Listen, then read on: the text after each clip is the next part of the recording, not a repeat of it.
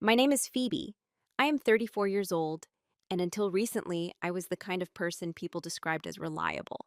Not brilliant, not intimidating, not unforgettable, just reliable. I work in corporate communications for a mid-sized tech firm in Seattle. I'm the one who remembers deadlines without reminders, the one who smooths out tension in meetings, the one who sends follow-up emails that make everyone else look organized.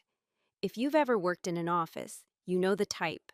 We're useful, we're steady, we're rarely the loudest voice in the room. And because of that, we're often underestimated. People tend to see my calm as softness, my silence as uncertainty, my patience as passivity. I've been told I have kind eyes. No one ever says I look dangerous. No one ever assumes I'm calculating 3 steps ahead. That's part of this story. This isn't a revenge story. There are no dramatic confrontations in parking lots, no screaming matches in conference rooms, no last-minute miracles that save the day. It's quieter than that. It's about what happens when someone you work with, someone who smiles at you in meetings, starts spreading lies about you behind your back. Small distortions at first, then bigger ones, enough to shift how people look at you, enough to threaten the career you've spent years building carefully, ethically, patiently. When I found out my coworker had been planting doubts about my competence and professional boundaries, I didn't react the way people expect. I didn't explode. I didn't send angry emails. I didn't confront them in the hallway. What I did on Monday changed everything. Not because it was dramatic, but because it was deliberate. This story is about quiet dominance, about documentation instead of accusation, about restraint instead of rage, and about a moment in an HR conference room when I presented the deleted emails in front of everyone and watched their jaws drop. But more than that, it's about identity. Who are you when people misunderstand you on purpose? Who are you when staying silent protects your dignity, but speaking up protects your future? And how do you respond when someone mistakes your kindness for weakness? I'm going to tell you exactly what happened, not exaggerated, not polished to make me look perfect. I made mistakes. I ignored red flags. I doubted myself longer than I should have.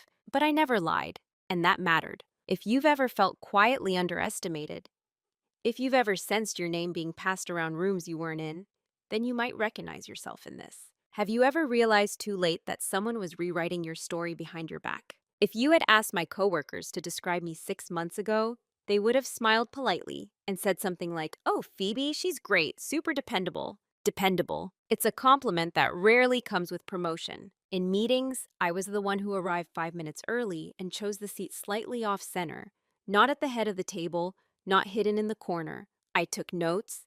I summarized action items. I sent clean, structured follow-ups within the hour. If a project succeeded, it was because the team worked really well together. If something fell through, I quietly fixed it before anyone noticed. No one ever had to worry about me, and that was the problem. At our company, visibility was currency. The loudest ideas were often mistaken for the best ones. Confidence, real or manufactured, was rewarded. I wasn't invisible exactly. I was more like background infrastructure. Necessary, stable, unremarkable. People interrupted me mid-sentence sometimes. Not maliciously, just casually. I would pause, let them finish, then gently circle back to my point. Occasionally, someone would say, "Oh, sorry, Phoebe, go ahead." But by then, the moment had shifted. I learned to compress my thoughts into fewer words. I learned to smile when my ideas were repeated by someone else and praised more enthusiastically. I learned that if I wanted something done properly, it was often easier to do it myself. My manager, Claire, once told me during a performance review, "You're the glue of this department." I remember nodding, accepting it as a compliment. But glue doesn't get spotlighted. Glue is expected to hold everything together silently. There was also this subtle assumption about me that I wasn't ambitious, that I was content supporting rather than leading. I never corrected it. Part of me believed it. Another part feared that if I asserted myself too strongly, I would be seen as difficult. I had watched that label attach itself to other women in the office. It spread quickly. So I focused on excellence instead of attention. I tracked campaign metrics in spreadsheets no one asked for. I maintained organized archives of press releases and internal memos. I kept copies of project timelines and version histories, not because I distrusted anyone, but because clarity made me feel safe. I wasn't suspicious. I was structured. To them, I was predictable, even comforting. If a crisis hit, I would handle it calmly. If a client sent an aggressive email, I would draft a response that de escalated without conceding ground. I never raised my voice. I never slammed doors. I never forwarded emails in anger. People trust calm people, they just don't always respect them. Looking back, I can see how the narrative about me formed long before the lies started. It wasn't built overnight. It was shaped in small, ordinary moments. When I declined credit, when I absorbed extra work without protest, when I allowed others to assume I was fine with being second. I wasn't weak, but I was quiet. And quiet, in a competitive environment, is often mistaken for small. There was one coworker in particular, Ethan from Product Strategy, who treated me with an almost exaggerated friendliness.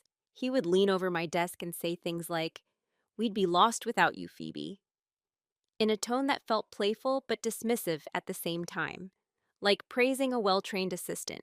I didn't resent him, not then. I told myself that being underestimated was strategic. If people didn't see you as a threat, they relaxed around you. They showed you more.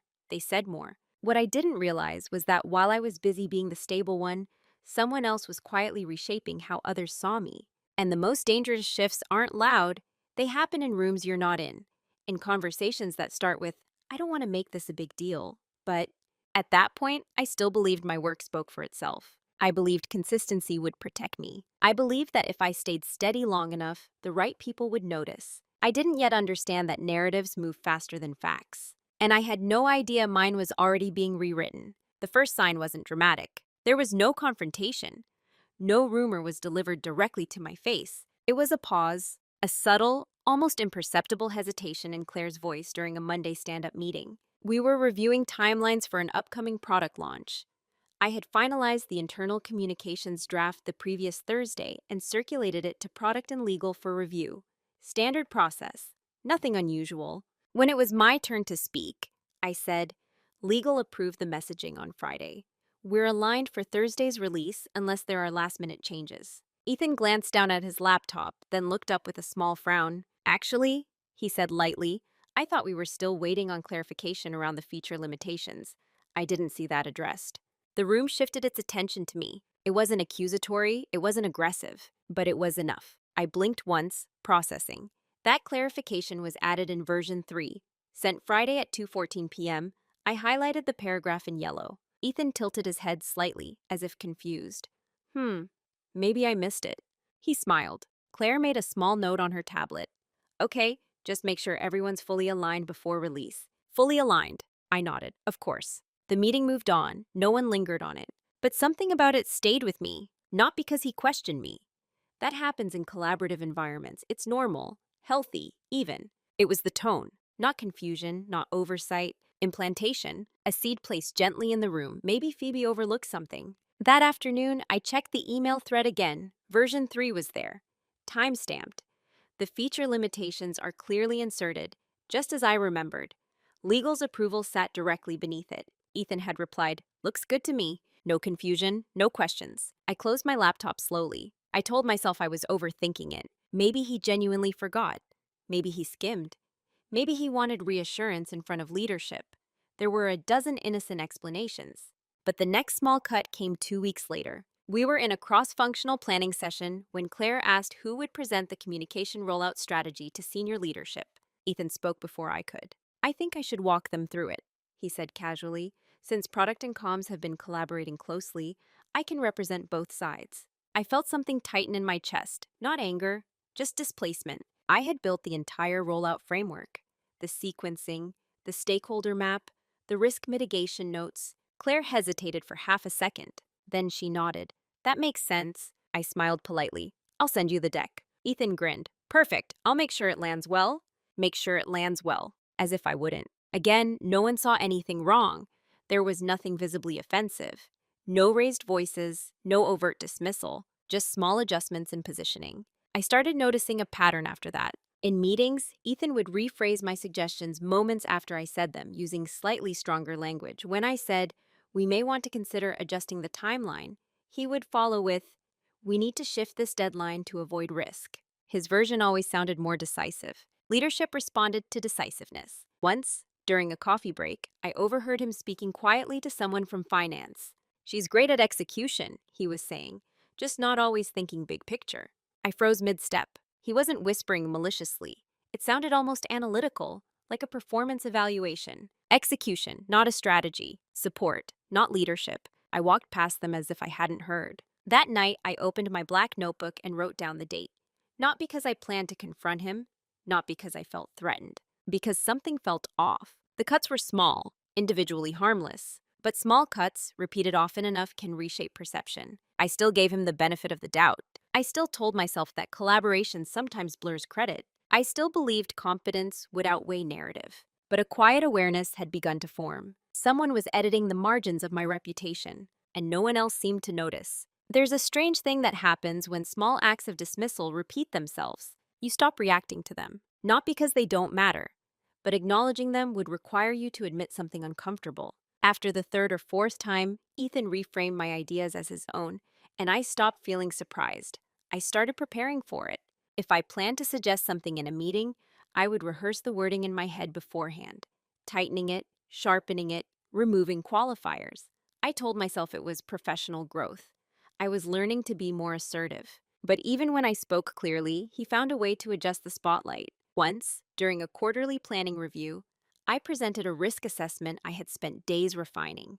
It included projected communication bottlenecks, potential stakeholder objections, and contingency messaging drafts. When I finished, there was a brief silence. The good kind, the thoughtful kind. Before Claire could respond, Ethan leaned forward. "What Phoebe's outlining," he said smoothly, "is essentially a defensive posture. What we might consider instead is a proactive narrative shift." I felt the room pivot toward him. He clicked to the next slide, the one I had built outlining proactive messaging, and began describing it as though he were expanding on my limited scope. He wasn't contradicting me. He was rebranding me. Later, Claire told me, "I love how collaborative you and Ethan are. You balance each other." Balance. As if I were caution and he was vision. I started questioning myself. Maybe I was too careful. Maybe my tone lacked authority. Maybe I should interrupt more. Maybe I should push back publicly. But each time I considered it, another voice inside me whispered, "Don't make it awkward. Don't be overly sensitive. This is just office politics." So I adjusted. When he presented the rollout deck, the one I had built from scratch, I sat in the back of the room and took notes as if I were hearing it for the first time. When leadership complimented the clarity of strategy, Ethan nodded modestly and said, "It was a team effort." A team effort. I told myself that was enough, until the first time my name was attached to something I hadn't done. It was subtle. A comment from someone in operations during a hallway conversation. "Hey Phoebe," she said lightly, "I heard you were the one pushing to rush the external announcement last month. Bold move." I blinked. "Rush?" "Yeah," she shrugged. "Ethan mentioned you were worried about losing momentum and wanted to move fast." That wasn't true. In fact, I had argued for delaying the announcement until compliance approved the final language. I smiled politely. There might have been some miscommunication. I actually recommended waiting. She nodded, unconcerned. "Ah, got it." But something cold settled in my stomach. It wasn't just about credit anymore. It was about narrative drift. Statements slightly altered. Motivations reframed. Decisions were subtly attributed in ways that didn't match reality. None of it was explosive. None of it was overtly defamatory. It was just directional. And the most unsettling part? I began normalizing it. When I overheard Ethan telling someone that I sometimes struggled with stakeholder management, I didn't confront him. I reviewed my last 3 projects to see if he had a point. When Claire asked me to tighten my strategic thinking, I assumed I needed improvement, without questioning where that perception originated. I worked longer hours, documented more thoroughly, sent clearer summaries. I tried to close any possible gap that could be interpreted as a weakness. I thought excellence would correct the distortion. What I didn't understand was this: perception doesn't shift because you work harder. It shifts because someone controls the framing. And slowly, almost imperceptibly, I felt my professional identity being reduced. Reliable, execution-focused, detail-oriented, but not visionary, not strategic, not leadership-ready. I had become the quiet operator in someone else's story, and I was helping maintain that version of myself because it felt safer than challenging it. That's how disrespect becomes normalized, not through dramatic humiliation, through repetition, through politeness, through your own silence. And by the time you realize it's happening, other people have already adjusted how they see you. There's a moment, if you're paying attention, when you realize you've been cast in a role you never auditioned for. For me, it wasn't dramatic. It didn't arrive with a confrontation or a scandal.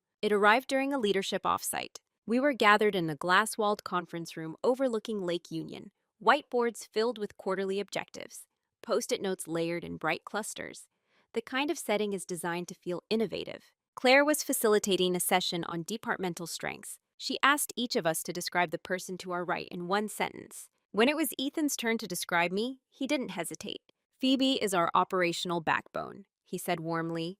If something needs to get done flawlessly, she's the one. There were nods around the table, a few smiles, agreement, operational backbone, flawless execution. It sounded positive. It felt limiting. When my turn came to describe him, I said, Ethan sees opportunity before others do. The room hummed in approval. Vision, backbone. It was clean, balanced, predictable. That was the moment I understood something clearly. I wasn't being attacked. I was being positioned. Positioned as the dependable implementer, the stabilizer, the one who ensured others' ideas materialized smoothly. And the truth was, I had helped build that identity. Every time, I absorbed extra work without protest. Every time I let someone else present to leadership. Every time I downplayed my own strategic thinking to avoid appearing overly ambitious. I had accepted the role because it was safe. Support roles are rarely criticized. They're just rarely elevated. Over the next few weeks, the pattern intensified in subtle ways. When a new high-visibility initiative emerged, Ethan was invited to exploratory strategy sessions. I was looped in afterward to operationalize the decisions. When leadership asked for big-picture forecasts, Ethan's name came up. When they needed execution timelines, mine did. Even Claire, who genuinely liked me, started framing feedback differently. You're incredibly strong at details, she told me in our next one-on-one. The next step for you is thinking more strategically. I almost laughed. I was thinking strategically. I just wasn't claiming it out loud. The most unsettling part wasn't the missed opportunities. It was the assumption. No one asked if I wanted more visibility. No one questioned whether I had bigger ambitions. It was simply understood. Phoebe prefers being behind the scenes. I began to notice how often I was described with comforting words. Steady, supportive, reliable, collaborative. They're beautiful traits. But when they become your entire professional identity, they box you in. And the person reinforcing that box most consistently was Ethan. Not overtly, not cruelly, just consistently. In meetings, he would glance at me before finalizing decisions, as if checking whether I approved operationally, not strategically. He would say things like, Phoebe will make sure that runs smoothly, instead of, Phoebe shaped this direction. He was assigning me predictability, and the more predictable I became, the more room he had to define the narrative above me. It's strange how roles solidify without formal agreement. One day you're collaborating, next you're categorized. And once a role is widely accepted, breaking it feels disruptive, almost rebellious. I started to feel the weight of it. Not anger, not yet, but a quiet claustrophobia. Because somewhere inside me, I knew this wasn't accidental. It was incremental positioning, and if I continued accepting it, my career would plateau in a place that felt stable but small. The lies hadn't even fully surfaced yet, but the groundwork had been laid. I had been defined, and I hadn't objected. The shift didn't happen in a meeting. It didn't happen when someone interrupted me, or when Ethan reframed another idea, or even when I overheard my name being discussed in corridors. It happened on a Thursday evening. I was alone in the office, long after most people had left. The cleaning crew's carts rolled softly down the hallway. The overhead lights had dimmed to energy-saving mode, casting everything in a muted glow. I was reviewing performance feedback summaries that Claire had shared with me earlier that week. Most of it was positive, highly dependable, strong executor, trusted with sensitive messaging, and then there was a line that made me sit still. Phoebe would benefit from developing greater executive presence and independent strategic initiative. Independent strategic initiative. I read it 3 times. It wasn't harsh, it wasn't insulting, it was framed as growth. But something about it felt misplaced. In the past 6 months, I have independently identified 2 risk exposures that saved the company from public embarrassment. I had redesigned our internal communications flow to reduce delays. I had built a stakeholder matrix that leadership now relied on weekly. None of that was reactive. None of that lacked initiative. So, where did this perception come from? For the first time, instead of asking, how can I improve? I asked a different question. Who benefits from this narrative? I leaned back in my chair and replayed the past few months in my mind. Not emotionally, just analytically. The reframing, the credit shifts, the hallway comments, the strategic sessions I wasn't invited to. the subtle remarks about big picture thinking. Individually, they were harmless. Collectively, they formed a pattern. And patterns are rarely accidental. I opened my laptop and began searching through old email threads. Not with suspicion, but with curiosity. I filtered by project names, by dates, by shared documents. I wasn't looking for a smoking gun. I was looking for alignment between what happened and what was being said happened. Within an hour, I noticed something small. A summary email I had sent after a cross-functional meeting, clearly outlining my recommendation to delay a product announcement, was later referenced in another thread, forwarded by Ethan to senior leadership.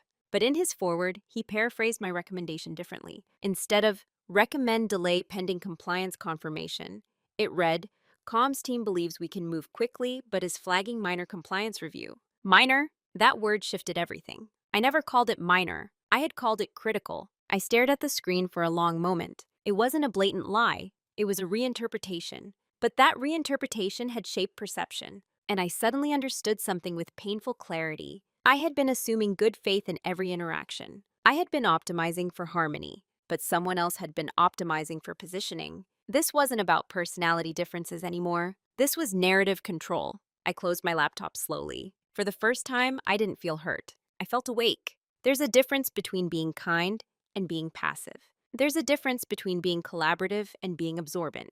And there's a moment when silence stops being grace and starts being permission. That night, as I packed my bag, I didn't feel anger toward Ethan. I felt responsibility toward myself. Because if a story about me was circulating quietly, if subtle distortions were shaping my trajectory, then it wasn't enough to simply work harder.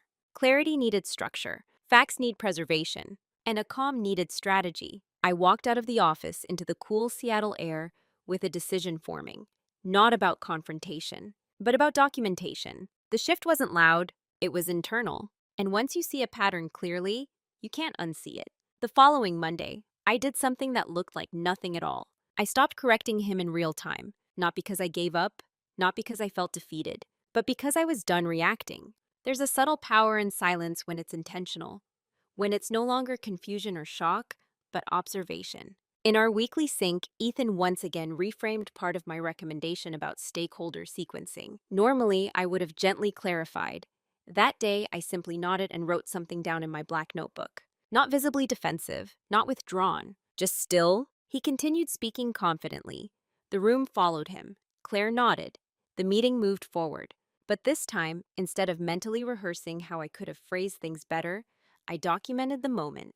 Date, topic, exact phrasing used, original email timestamp. I wasn't building a case. I was building clarity. Over the next few weeks, my behavior shifted in ways no one seemed to notice. I stopped volunteering to absorb extra work that wasn't mine. When someone asked if I could just quickly draft something, I replied, I can prioritize that after X is complete. Which would you prefer? Calm, neutral, structured. I began sending recap emails immediately after meetings, summarizing decisions, explicitly attributing strategic contributions. For alignment, as discussed, I recommended delaying external release pending compliance confirmation. Ethan will present the timeline adjustments to leadership. Short, factual, traceable. No accusations, no tone, just record. Ethan didn't react at first. Why would he? Nothing looked confrontational. I was still composed, still polite, still efficient. But internally, something had shifted permanently. I stopped assuming misunderstanding. I started assuming memory would be revised later, and I prepared for that. At the same time, I invested quietly in visibility that didn't rely on him. I requested a one-on-one with Claire, not to complain, not to criticize, but to ask direct questions. What does strategic growth look like here? I asked evenly. Claire seemed pleased by the initiative. More executive-level framing, broader risk ownership, proactive proposals. I nodded. Would it be helpful if I presented directly in the next quarterly review? She hesitated only briefly. Yes, I think that would be a good stretch opportunity. A stretch opportunity. I didn't mention Ethan. I didn't reference perception drift. I simply positioned myself forward. And I noticed something interesting. When I stopped chasing immediate correction and instead focused on documented alignment, Ethan began adjusting subtly. He CC'd me more carefully. He used slightly more cautious language. He began saying, as Phoebe outlined earlier, occasionally. Not consistently, but enough to signal awareness. Silence had unsettled him, because silence removes friction, but it also removes predictability. He no longer knew when I would clarify publicly. He no longer knew what I was archiving privately. And perhaps most importantly, I no longer felt the need to defend myself in the moment. There's a difference between emotional silence and strategic silence. Emotional silence is suppression. Strategic silence is timing. I wasn't retreating. I was observing. I reviewed internal communication policies. I familiarized myself with email retention structures. I refreshed my understanding of compliance documentation standards. Nothing dramatic, nothing secretive. Just informed, because if narrative had been drifting subtly, then any correction would require precision, not emotion. Weeks passed. From the outside, nothing had changed. I was still reliable, still composed, still efficient. But internally, I had stopped being absorbent. I had started being intentional. And when silence becomes a choice rather than a reflex, people eventually feel it, even if they don't know why. Preparation doesn't look dramatic from the outside. It looks like routine. It looks like someone is staying late to get ahead on email. It looks like someone is reorganizing folders. It looks like someone is taking thorough notes. No one questions diligence. That was the advantage. After that internal shift on Thursday night, I stopped operating passively within systems. I started studying them. First, I reviewed our company's communication compliance policies, email retention timelines, archiving procedures, data restoration protocols. As someone in corporate communications, I already understood them at a surface level, but now I examined them with precision. I learned exactly how long deleted emails remained recoverable on internal servers. I learned which requests triggered IT audits. I learned the formal language required to initiate a documentation review without escalating into an accusation. This wasn't about revenge. It was about protection. At the same time, I began quietly mapping patterns. In my black notebook, I created 3 columns: original recommendation, verbatim; public reframing, impact on perception. It wasn't emotional writing, it was clinical. For example, original, delay announcement pending compliance approval; reframed, comms comfortable moving forward, minor compliance note; impact, perception that I was risk tolerant instead of cautious. The pattern wasn't constant, but it was directional. And direction is what shapes reputation. Then something happened that shifted preparation into certainty. One afternoon, a junior team member named Lila stopped by my desk. She looked uncomfortable. "Can I ask you something?" she said quietly. "Of course." She hesitated. "Did you recommend cutting stakeholder review for the Q4 messaging?" I felt my pulse steady. "No," I said calmly. "Why?" She bit her lip. "Ethan mentioned in a product meeting that you were worried we were overcomplicating the process, that you thought we should streamline by limiting reviewers." That was not only inaccurate, it was the opposite of my documented stance. I didn't react visibly. I simply asked, "When was that meeting?" "Tuesday afternoon." I nodded. "Thank you for telling me." She left looking relieved, as if she'd handed off something she didn't want to carry. I opened my email archive immediately. Tuesday afternoon. There it was. A thread where I explicitly wrote, "Strongly recommend maintaining full stakeholder review for Q4 messaging due to cross-regional sensitivities." Clear, time-stamped. But when I searched for that thread in a broader project folder, something unusual appeared. Ethan had forwarded a shortened version of the exchange to senior leadership, excluding my full recommendation paragraph. The forwarded message began after my cautionary note. It wasn't fabricated. It was edited by omission. I leaned back in my chair slowly. This wasn't casual reframing anymore. This was selective visibility. And selective visibility creates plausible deniability. If questioned, he could say, "Oh, I must have trimmed the thread for brevity." If confronted, he could claim a misunderstanding. But patterns of omission leave digital fingerprints. That evening, I exported key email threads into secure personal documentation, following company policy, not violating it. As a communications lead, I had clearance to retain strategic records for compliance tracking. I wasn't stealing data. I was preserving context. I also began scheduling short recap emails directly to broader stakeholder lists after meetings. For clarity and shared record, I would write, "My recommendation remains full stakeholder review due to X and Y considerations. Public, transparent, professional." The interesting part, no one objected. Because facts are difficult to argue against when presented neutrally, Ethan's behavior grew slightly more cautious. He no longer paraphrased as aggressively in large meetings.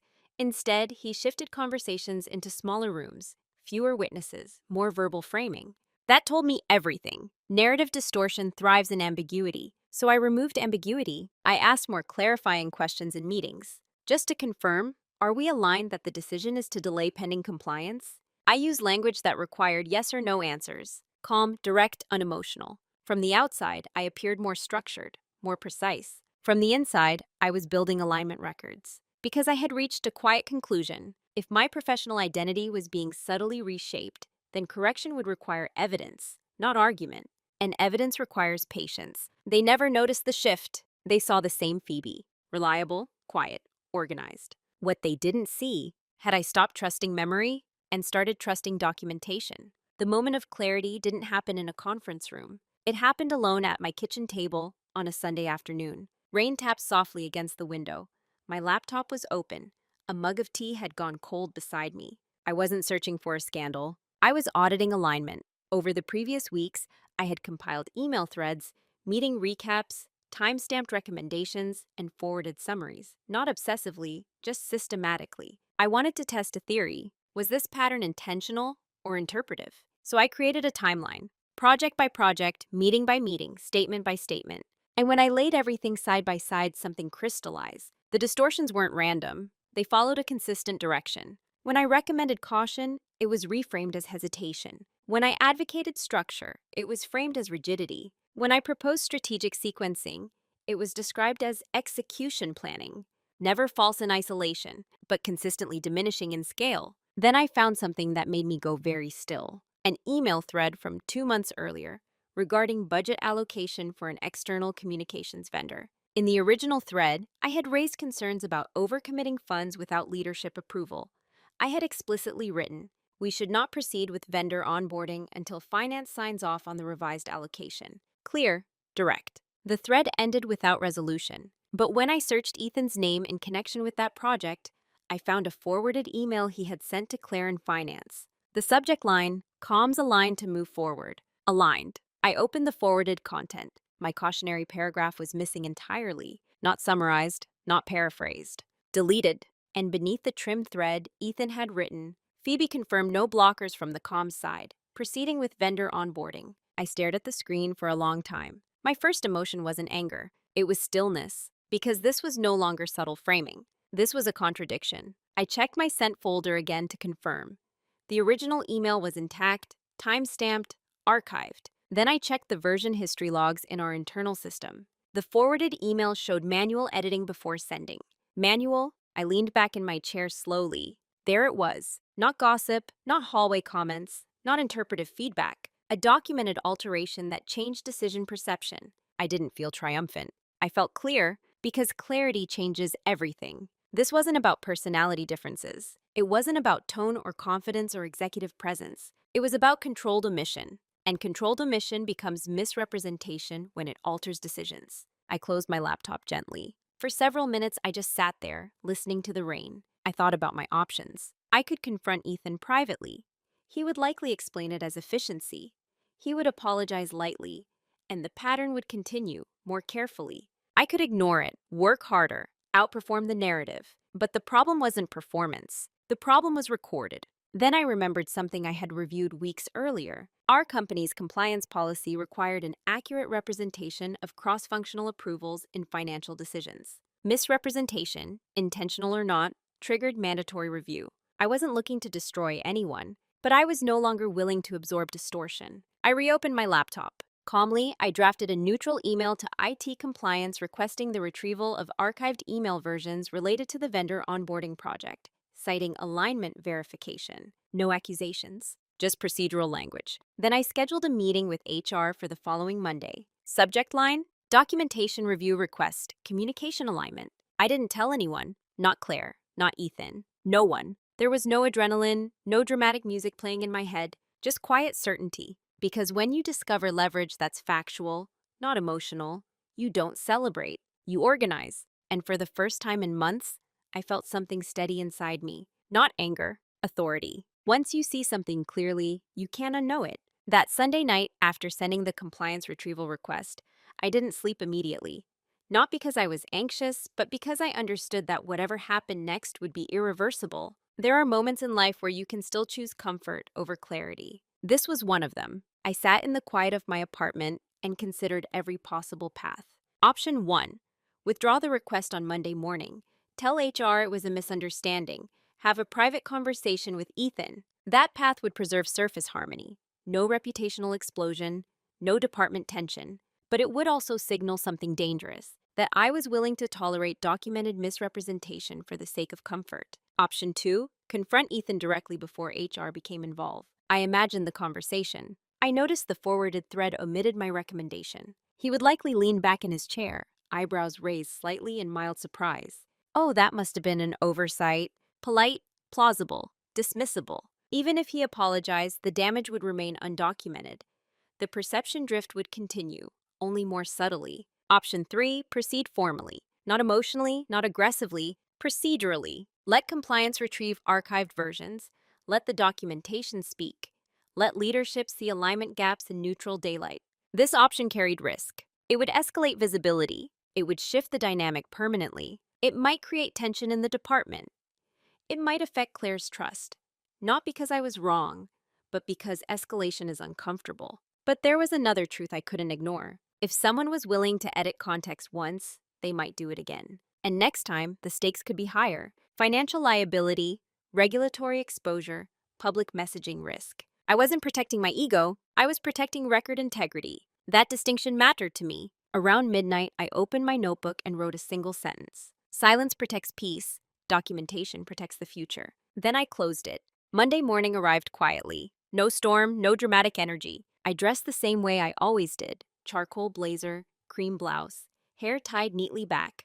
My black notebook is in my bag. At the office, nothing felt different. Ethan greeted me casually. Morning, Phoebe. Morning. His tone was relaxed, unaware. At 9:12 a.m., I received a confirmation email from IT Compliance. Archived versions retrieved. Audit trail attached. I opened the file. There it was. The original email thread, with my cautionary paragraph intact. And beneath it, the forwarded version sent to finance, with that paragraph removed manually before sending. The system log showed edit timestamps. Clear, undeniable, neutral. I felt something settle in my chest, not adrenaline, not anger. Finality, I forwarded the compliance retrieval to HR and Claire with a short message. For alignment review, requesting clarification regarding the discrepancy in vendor onboarding representation. No accusations, just a discrepancy. Within 15 minutes, HR responded. Let's meet at 2 p.m. I stared at the clock. There was still time to cancel. Still time to say, never mind. Still time to retreat into quiet execution mode. But something inside me had shifted weeks ago. This wasn't about confrontation. It was about refusing to carry the distortion silently. At 1:58 p.m., I walked toward the HR conference room. My steps were steady, because once you choose the irreversible path, not out of anger, but out of principle, fear doesn't feel sharp. It feels quiet. And I knew one thing with certainty: whatever happened in that room would redefine how I was seen. Not as a backbone, not as support, but as a record. At 2 p.m., I didn't walk into a confrontation. I walked into a process. The HR conference room was smaller than I expected. Neutral walls, frosted glass, a rectangular table with 4 chairs. Claire was already seated. The HR representative, Monica, sat beside her with a laptop open. Ethan wasn't there. That was intentional. Monica gestured for me to sit. Phoebe, thank you for flagging the documentation discrepancy. We'd like to understand what you're seeing. Her tone was professional, not suspicious, not defensive. I opened my folder calmly. I requested archived retrieval for alignment verification. I said evenly. There appears to be a variance between my original recommendation and the forwarded representation to finance. No emotional charge, just language. I slid printed copies across the table. Original thread on the left, forwarded version on the right. Claire leaned forward first. Her eyes moved back and forth between the pages. Monica adjusted her glasses and pulled up the audit log on her screen. The room grew very quiet. I didn't fill the silence. Silence, when documentation is present, becomes gravity. Claire's expression shifted first, not dramatically but subtly. A tightening around the mouth, a stillness in her posture. This paragraph, Monica said carefully, pointing to my original cautionary note, was removed prior to forwarding. Yes, I replied. The system log confirms manual editing. Monica nodded slowly. Phoebe, Claire asked, her voice measured. Why are you bringing this forward now? It wasn't accusatory. It was clarifying. I met her gaze calmly. Because the forwarded representation materially changes my recommendation, and the vendor onboarding proceeded under the assumption that comms had no blockers. That was a fact, no embellishment. Claire sat back. There's a moment when leaders realize something larger may be unfolding than a simple oversight. I could see that calculation happening behind her eyes. Monica spoke next. We'll need to conduct a review.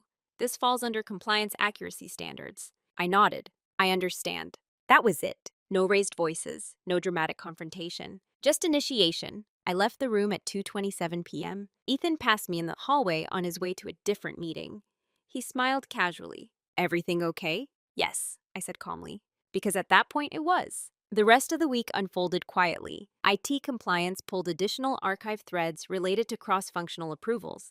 Not because I demanded it, but because once a discrepancy is logged, policy requires pattern verification. Ethan began receiving calendar invites from HR. He appeared slightly distracted in meetings, slightly more careful with his phrasing. He CC'd broader groups on emails. He used the phrase per Phoebe's original recommendation more frequently. No one publicly acknowledged anything. But tension has a temperature, and the temperature in the department had shifted. Meanwhile, I continued working exactly as before. No gossip, no side conversations, no alliance building. I didn't tell colleagues what was happening. I didn't hint. I simply maintained consistency. The most powerful part of moving in silence is this: you don't have to defend yourself while the record defends you. By Friday afternoon, HR scheduled a joint meeting for the following Monday. Attendees HR Claire, Ethan, myself. Subject line: alignment review discussion. I closed my laptop gently. This was no longer a private clarification. It was a formal reckoning, not explosive, structured.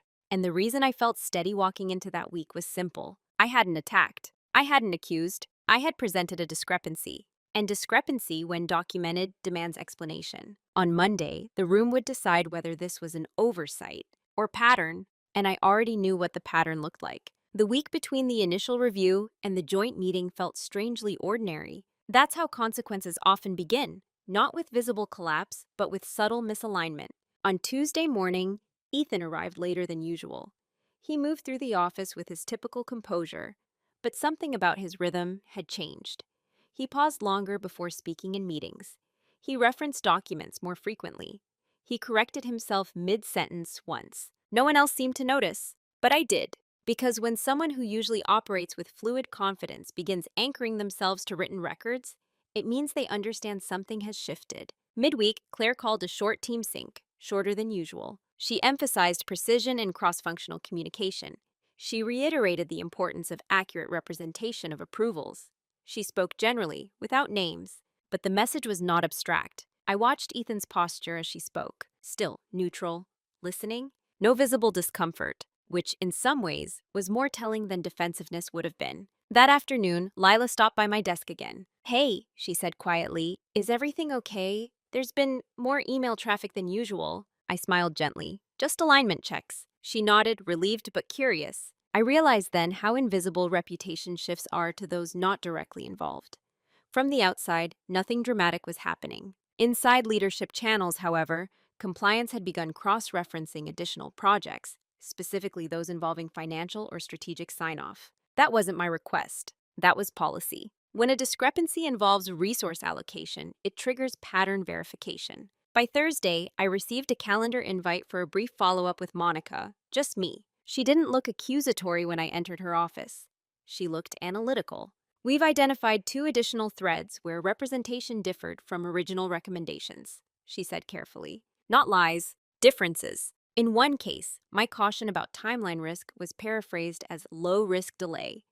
In another, a request for multi-regional review was omitted from a forwarded summary. Monica didn't ask me how I felt. She asked, "Did you authorize these representations?" "No," I answered calmly. She nodded, typing notes. The key difference in this entire process was that I wasn't fighting perception with emotion. I was answering with documentation. By Friday afternoon, Ethan's meetings with HR had grown longer. He was still polite, still professional, but he had begun including more detailed email trails in his communications, almost preemptively defending context. Consequences rarely arrive with thunder. They arrive with scrutiny, and scrutiny changes behavior before it changes outcome. What struck me most wasn't fear, it was awareness. For months, I had felt my professional identity narrowing quietly, shrinking under reframed narratives. Now the narrowing had shifted direction, not toward me, toward him. Because once doubt enters leadership channels, once questions about representation accuracy surface, confidence is no longer automatic. It becomes conditional. On Friday evening, Claire stopped by my desk. She didn't sit, she didn't close the door. She simply said, "Thank you for raising the alignment concern." I nodded. It felt necessary. She studied me for a moment, almost as if reassessing something she hadn't looked at closely before. Then she said something I hadn't heard from her in months. "You've always been precise, not dependable, not supportive. Precise." It was a small shift. But small shifts change trajectories. As the office emptied that evening, I realized something important. Consequences had begun, not because I attacked someone, but because I stopped absorbing distortion. And once documentation enters a system, the system has to respond. By Monday afternoon, the tone in the office had changed. Not loudly, not publicly, but perceptibly. The joint meeting was scheduled for 3 p.m. in the larger HR conference room this time. Frosted glass, neutral decor, a room designed to feel procedural rather than emotional. When I walked in, Ethan was already seated. He looked composed, back straight, hands folded loosely on the table. He gave me a brief nod, not warm, not cold. Claire sat at the head of the table. Monica had her laptop open, compliance logs ready. The atmosphere wasn't hostile. It was investigative. Monica began, "We've completed initial review of the vendor onboarding thread and 2 additional communications where representation differed from original written recommendations." She spoke evenly, no accusation in her voice. Ethan listened carefully. "These discrepancies," she continued, "appear to involve omission of qualifying language prior to forwarding to senior leadership." Omission, not fabrication. Precise terminology. Ethan finally spoke. "I want to clarify that any edits made to forwarded threads were for brevity," he said calmly. "There was no intention to misrepresent." His tone was controlled, professional, plausible. Claire nodded slightly, inviting elaboration. "I summarize cross-functional discussions frequently," he continued. "In fast-moving projects, we streamline communication. That's standard practice." Standard practice. Monica glanced at the audit log again. "The concern," she said gently, "is that the omitted sections materially change the interpretation of approval."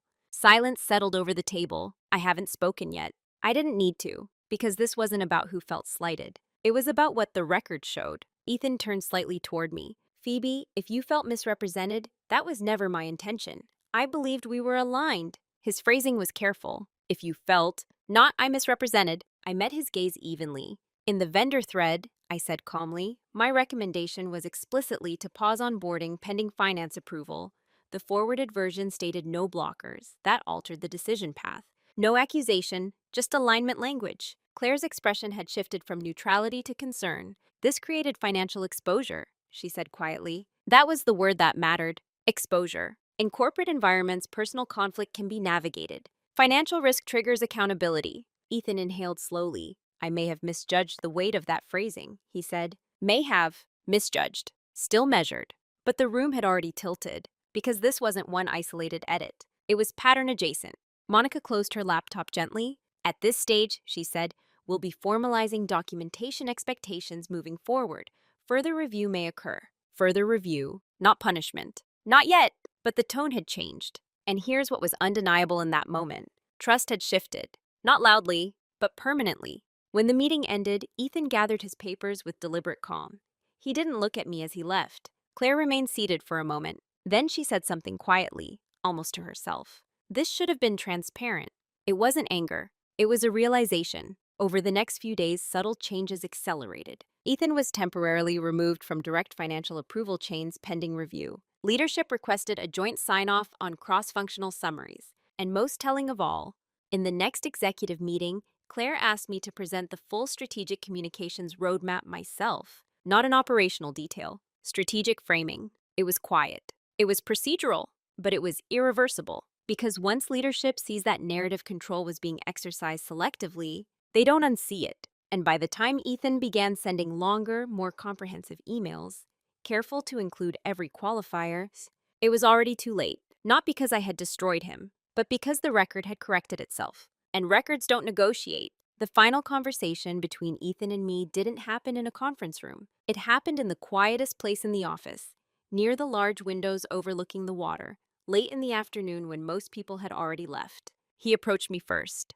"Do you have a minute?" he asked. His voice wasn't sharp. It wasn't defensive. It was controlled, almost careful. I closed my notebook and nodded. Of course. We stood facing the windows instead of each other at first. The light outside was gray-blue. the kind that makes everything feel suspended. He spoke without looking directly at me. I didn't realize you felt undermined. There it was again. Felt. I let a second pass before answering. This wasn't about feeling, I said calmly. It was about alignment. He exhaled slightly through his nose. In fast-paced environments, he continued, we summarize, we interpret. That's part of leadership. I turned toward him then, not confrontationally, just directly. Summarizing isn't the issue, I said. Selective omission is. His jaw tightened briefly. I never intended to damage your reputation. I believe that, I replied, and I did. That was the interesting part. I didn't think he woke up planning to harm me. I thought he optimized for himself. There's a difference. Ambition doesn't always look like aggression. Sometimes it looks like editing. He finally met my eyes. You could have come to me first. It wasn't an accusation. It was frustration restrained inside professionalism. I considered that, I said, but the pattern wasn't verbal. It was documented. Silence again. He looked out the window. You've changed, he said quietly. I almost smiled. No, I replied, I stopped absorbing. That landed between us, not as a threat, as a fact. For months I had absorbed reframing, absorbed diminished credit, absorbed perception drift. When I stopped, the shift felt dramatic, only because the previous dynamic had depended on my compliance. He nodded slowly. They're watching everything I send now. His voice carried something subtle, not anger, constraint. That's what documentation does, I said gently. It creates visibility. Another silence. Then he asked more softly than before. Was it worth it? I didn't answer immediately. I thought about the weeks of quiet preparation, the kitchen table realization, the HR room with printed emails lay side by side. I thought about how small I had started to feel inside a role I never chose. Yes, I said finally, not because he was under review, not because trust had shifted, but because I was no longer being rewritten. He studied me for a long moment. There was no apology, no dramatic acknowledgement, no emotional release. Just recalibration. I'll be more precise, he said. I expect that, I replied evenly. And that was it. No raised voices, no threats, no humiliation. Just two professionals standing in the quiet aftermath of correction. As I walked back to my desk, I didn't feel victorious. I felt balanced. Because confrontation without heat doesn't destroy, it clarifies. And clarity, once established, changes how every future interaction unfolds. It's been 8 months since that Monday. If you walked into our office today, you wouldn't see tension. You wouldn't see visible fractures. You wouldn't even know anything significant had happened. But the structure beneath the surface is different. I present directly to leadership now, regularly. Not because I demanded it, because precision earned visibility. When strategic initiatives are discussed, my name is included at the framing stage, not the operational stage. Claire no longer describes me as the backbone. She calls me architect. Architect. It's a subtle word change, but words define roles. Ethan is still here. He's more measured, more deliberate. His emails are longer now, fully inclusive of qualifiers and context. There's less improvisation, less paraphrasing. We work professionally, cordially. There's no Cold War, there's structure. What changed most, though, wasn't him. It was me. For years, I believed that excellence alone would protect me, that consistency and calm would naturally lead to recognition, that if I stayed steady enough, the truth would surface on its own. But I've learned something more nuanced. Calm without boundaries becomes permission. Collaboration without attribution becomes erasure. Silence without documentation becomes vulnerability. I'm still composed, still analytical, still measured, but I no longer default to absorb. If a recommendation is strategic, I state it as strategic. If alignment is required, I request confirmation publicly. If a recap is needed, I send it immediately. Not defensively, structurally. And something interesting happened once I shifted. People began listening differently. Not because I raised my voice, but because I removed ambiguity, the emotional wound I carried, the quiet fear of being overlooked, of being seen as supporting cast, doesn't control me anymore. I don't chase visibility. I built a record, and record builds authority. There's a steadiness that comes from knowing you can protect your narrative without aggression. I don't replay old conversations in my head at night anymore. I don't question whether I should have spoken up more forcefully. I don't analyze tone for hours after meetings, because now if something matters, it exists in writing. Clear, traceable, neutral. I've realized that quiet dominance isn't about intimidation. It's about alignment. It's about knowing that facts, when preserved carefully, are stronger than charisma. And perhaps the most unexpected part of all this, I don't feel hardened. I don't feel cynical. I feel precise. There's no bitterness toward Ethan. Ambition is complicated. Competition is subtle. Systems reward visibility. But I learned that protecting your integrity doesn't require aggression. It requires awareness. I'm still the woman with calm eyes in meetings. Still the one who arrives early. Still the one with the black notebook. The difference is this. Now, when I speak, I don't hope to be heard. I expect to be recorded, and that changes everything. If you had told me a year ago that the most powerful moment of my career would involve printed emails in an HR conference room, I would have laughed. It sounds small. It sounds administrative. But that was the point. Power doesn't always arrive in dramatic speeches or public victories. Sometimes it arrives in alignment. When I presented the deleted emails in front of HR and watched their jaws drop, not in shock, but in recognition, I understood something deeply. Truth doesn't need volume, it needs structure. I didn't win because I was louder. I didn't win because someone else failed. I didn't win because I exposed a villain. I won because I stopped outsourcing my narrative to memory. There are people who will misunderstand you. There are people who will subtly reshape your words to fit their goals. There are environments that reward speed over precision. You can respond emotionally, or you can respond structurally. Quiet dominance isn't about silence forever. It's about choosing the right moment to let the record speak. If you're in a situation where something feels slightly off, where your ideas sound different when repeated by someone else, pause. Don't explode. Don't accuse immediately. Observe. Document. Clarify publicly, calmly, and consistently. Because once facts are visible, they don't argue. And here's the truth that matters most. You don't have to become aggressive to protect yourself. You don't have to become cold to set boundaries. You don't have to sacrifice integrity to maintain influence. Sometimes all you have to do, stop absorbing what was never yours to carry. I'm still Phoebe, still calm, still composed, just no longer invisible. If you've ever felt your story being rewritten in rooms you weren't in, what would change if you decided to document instead of defend? Video của mình hôm nay đến đây là kết thúc. Nếu bạn thích video này, hãy cho mình xin một lượt like và một lượt đăng ký kênh. Hẹn gặp lại các bạn ở trong những video tiếp theo. Bye bye.